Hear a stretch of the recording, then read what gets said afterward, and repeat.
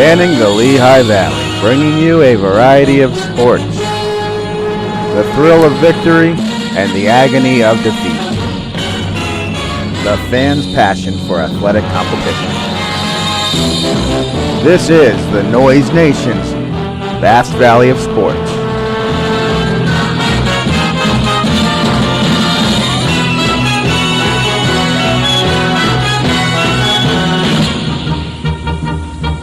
Brought to you by Decal, D-Pro's Dish, Cram's Corner, Cheryl Purcell, and your host, founder of the Noise Nation Dan. Hey fans, welcome to Noise Nation's Vast Valley of Sports, Episode 3. We headed out to Coca Cola Park this afternoon, a day after the IronPigs' playoff hopes were nearly dashed with a loss up in Scranton-Wilkes-Barre. It was a nice sunny day. Some chose to go out for a walk. A few decided to play a game of Frisbee.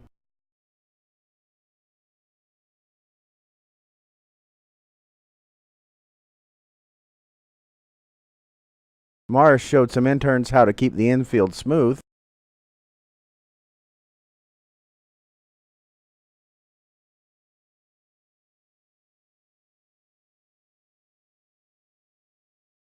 Steve LaRue had a little bit of fun with Tyler Henson's dog.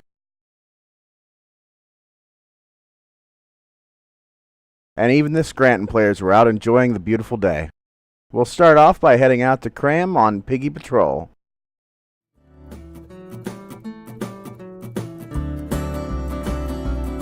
We're going on Piggy Patrol, looking for piggies we go. We wind through town, first up and then down. We're going on Piggy Patrol. Hey Noise Nation, it's your old buddy Cram, and we're out here at Coca Cola Park to kick off the final homestand of the season. The team they're on their last breath. They're on life support right now, and the players got the day off a little bit. They just came back from Scranton-Wilkes-Barre, and they didn't take batting practice or fielding per se. They worked out individually. But we did have an opportunity to speak with the skipper, with Dave Brundage, as well as with General Manager Kurt Landis in terms of the season, their reflections on it, and what's to come for the Iron Rail Trophy, as well as the National Championship game. Enjoy. Hi, I'm Usher Nick, and you're watching Noise Nation's Vast Valley of Sports. Hey, it's Cram from the Vast Valley of Sports. Welcome back, and I'm here with the skipper of the Lehigh Valley IronPigs, Dave Brundage. Can you tell us, sir, what are your reflections on the season at this point? Well, I think you look back, and obviously the number one goal was, we need to develop players, and I think we've done that. I think we've had a plethora of players come through here. We sent 21 of them to the big leagues. We had numerous of them come from AA, and I'm certainly proud of the organization. I think in itself, a lot of new faces, a lot of changes here at this level, like any other year. But at the same time, I think reflecting back and looking at the effort is what I look at. And the effort and certainly the development process of some of the young players. I know the face of our ball club changed from week to week, from day to day. But at the same time, I think, certainly proud of the guys and proud of what they've done and what we've accomplished so far. You warned us before the season what to expect a little bit with having such a young team at AAA. And you're experienced in AAA. You've been through this before. What are the differences with this team compared to some of your other teams? Well, I think, just the youth itself, having young players and, 21, 22, 23, and a lot of position players. Generally, a lot of times you don't see them that young, and you got Castro and Hernandez.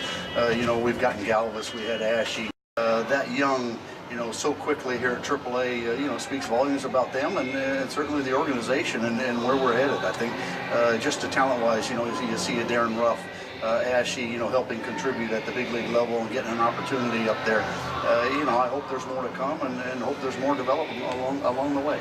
Was there anything that surprised you? Anything that you didn't expect this season? You know what? I've been through this before. You know, you always say, you know, something always surprises you. Something always unexpected. You know, certainly from the youth, and you know, at times I think some of the players, the young players, the Cody Asheys, you know, and certainly how well and how quickly that he adapted. You know, Darren Ruff, you know, getting an opportunity going to the big leagues, and him adapting, you know, to the big league level. You know, certainly it's all a process along the way, and you know, seeing them develop in front of your eyes, you know, makes it pretty special. Now, you had been here as a visiting manager several times, and you certainly had some kind of expectation about what this season would be like when you decided to come here. How did that work out? Is there anything that surprised you about how this year worked out? Well, I think, you know, just from my standpoint, from my personal standpoint, having been in that other dugout, it exceeded my expectations. You know, it's a great place to play. It's a great place to come to work. You know, day in and day out, you look how strong the fan base is, and how passionate they are. You know, and something that I didn't really realize, having only come here 4 times a year, I got to see it on a daily basis, and how much easier it makes my job. To see the fans and their true love, you know, for the Phillies, you know, and their IronPigs, I think along the way is something pretty special, and you don't see very often. Now, we've got this Iron Rail Trophy we're trying to win here in the next 2 games, or well, mostly tomorrow. Do you have any thoughts on that? Do you any tricks up your sleeve? Anything you can pull out of your hat to help us win that thing? Well, I'd love to tell you I did, or something along the way. I'd love to tell you I got, you know, something up my sleeve. You know, we've come, you know, towards the end of the season where you're awfully thin. You know, we're playing on fumes, I think, at times. You know, obviously with the bullpen, you know, getting taxed, you know, the last few days. But I think, you know, guys will dig deep. Guys are ready, and I expect nothing less. We played 140 games so far. I expect nothing short of 110% than the last 4 games. Any other position players ready to pitch other than Josh Fields? Well, I hope not, because it's not a real good sign, you know, when you get your position players. It's the first time it happened all year. You hate to put somebody in that position. You hate to be in that situation because, you know, at the same time we got out of it, and you know, we move on. And you know, it also helps us for tonight. You know, so it didn't have to bring in an extra pitcher last night. You know, and so tonight, you know, we've got one more pitcher than what we probably would have had. You mentioned guys that have gone up from here and helped the Phillies this year, and guys that developed and took the next step. And you mentioned before about that's, you know, of course, one of your favorite things is letting them know. Do you have any, you know, the top one, your favorite story from this season? Anybody, you know, how you let them know that, you know, that they were going up? What's the best result of that this year? Well, you know, they're all special for me. You know, and I people don't believe me, but you know, there's not a day that goes by where I can't tell you exactly, you know, who've had the opportunity to tell that they're going to, because it is special. It's special for everyone. You know, and their first time is obviously way more unique, you know, than second, third, or fourth time or anything like that, unless, you know, circumstances beyond. But you know, Steve Sustorf was pretty special, because I know what he's gone through. I know what he's put the effort and everything along the way. You get a young man that's you know, worked his tail off to get here to this level and get an opportunity, and you know, get an opportunity to go to the big leagues, and you know, for all the blood, sweat, and tears, everything along the way, all of his passion for the game is relentless, and you know, getting an opportunity to tell somebody like that when it means the world to him, you know, and not that it doesn't mean the world to others, but if you know Steven Sustorf, you know what he's put in, you know the effort level, everything that he's gone through. To get that opportunity to, you know, it's the apex of his career, and you know, I hope he gets another opportunity. Well, we'd like to thank you for all your effort this year. We love watching this team play. We had a lot of fun this year. A lot of exciting team to watch, win or lose. As far as you know, we expect to see you back next year? Well, I hope so, yeah. I mean, you know, I hope we've done a good enough job. You know, we were laughing yesterday because, you know, we always talk about, you know, when you see Sandberg, who has an interim tag, you know, next to your name and everything like that. But, you know, I've always said I've had an interim tag for the last 20 some years. You know, and that's the way it is in the minor leagues. That's the way it is, because and the way it probably should be and will always be. You know, it's a game-to-game type contract, and certainly I love coming out here. It's a great place here in Lehigh Valley. All right, well, thank you again for everything. Yep, absolutely. Yep, my pleasure. Hi, I'm George. Hi, I'm Adam. You're watching the Noise Nation. Vast Valley of Sports. Stay tuned. Hey Noise Nation, it's your old buddy Cram, and we're here with the general manager of the IronPigs, Mr. Landis. The season's winding down. What are your thoughts about this season? I think it's been another great year from our standpoint. Weather was a little frustrating at the beginning of the year, but we rebounded really well. Very proud of our fans for coming out again. We're the only team in the last 6 years that's had over 600,000 fans each of the last 6 years. So I'd like to catch those Columbus Clippers. That might be hard to do. So I hate to give up the title of #1 overall, but nonetheless, for our fans, it's just been an amazing 6 years. The support is just incredible. And I look to end strong and have a great national championship game. Yeah, we're looking forward to the national championship game, and unfortunately, it looks like our Pigs might not be there. And hate that, I'm not giving up yet, but it's not looking great. But there's still one thing left to be decided, and that's the Iron Rail Trophy. You were up in music last night, I think, were you?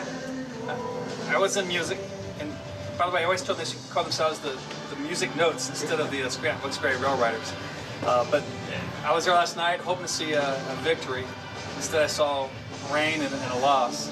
But it looks like tomorrow night, Saturday, is winner take all. So I got to prep Brundage and tell him to make sure all of our best players are playing tomorrow. Right. Well, I just asked him that. I said, "Is there any kind of secret weapon that we can pull out, or is there anybody we can bring to the team? Is there anything we can do, special strategies?" And he's, no, he doesn't know. So now it comes down to you. Is there anything we can do as fans? Anything we can do at the stadium? Anything we can do to help the team for tomorrow night? Do you think? Just be loud and behind the team. It's not a coincidence that we have a good home record, and people come in here and they see the big crowd. Other teams get up for that, but our team gets up for that. So just be ourselves, but be loud and behind the team, and it'd be neat to see our fans start to understand what the rivalry means and build upon that. So when we get to the 6th, 7th, 8th, 9th innings, fans start to get restless and supportive and louder. That'd be fantastic. Start to stand for the second pitch, second strike. Yeah. Is Mr. Crane in town? Is he going to come visit just in case? I mean, in case he has to sing tomorrow night, or what are the details of the singing bet? Well, I asked him about that. It was my understanding that we were going to sing. The loser is going to sing after the game, and he was trying to put off. Now, of course, he's won 2 in a row, so maybe he's changed his tune, but he was telling me that that's for the 2014 season. But it was my understanding that whoever wins that night would make the loser sing that night. So I got to twist his arm a little bit. I'm not sure if he's coming down or not. If he's not, it's because he's scared of the chicken. Okay, now do you get to pick which song he sings? I do. Have you thought about which song you're going to choose? The obvious song is Swing It Like an Iron Pig, although it seems a little too easy. I need something a little more novel. Like if you're in a fat suit, you should be singing something like, I like big butts, like Cannot Lie, or something a little more comedic. So we'll see. We haven't made the final decision yet. You could always have him sing the 4th verse of the national anthem. We could.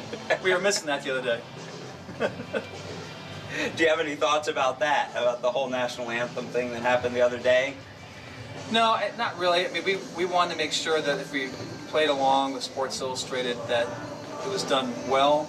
So from our standpoint, the quality of the singer, the song, the verses were sang correctly.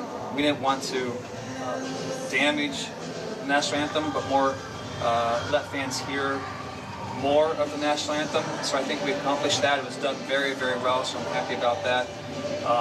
So it was kind of neat to do once, and I think once is probably enough. But certainly, they did a fantastic job, so I don't feel like we tarnished anything. Of course, later that night was neat. We had, at the end of the 4th inning, the soldier came home from that. Oh, yeah, that was outstanding. Yeah. So kind of a neat night in many respects. Yeah. And Hambone won that night. And Hambone won. Yeah. It was one crazy night.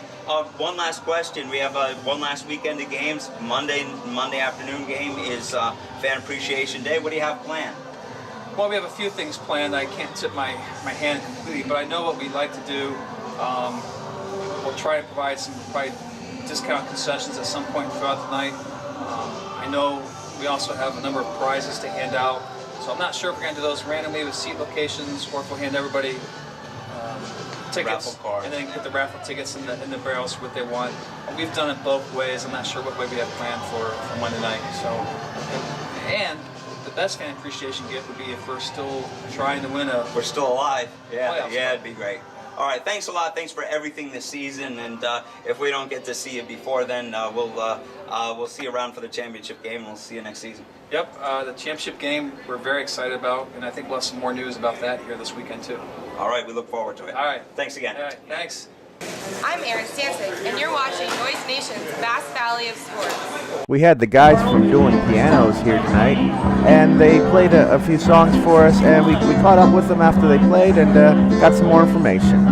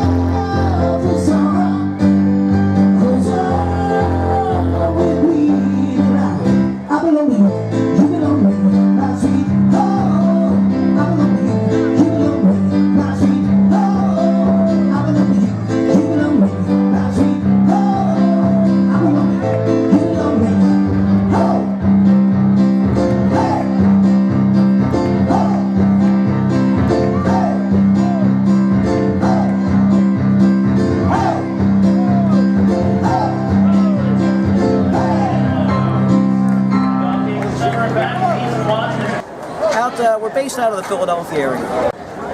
We played this the most. We also played up in Reading. But we're here one time last year and 5 times this year, and it's been great. We love it.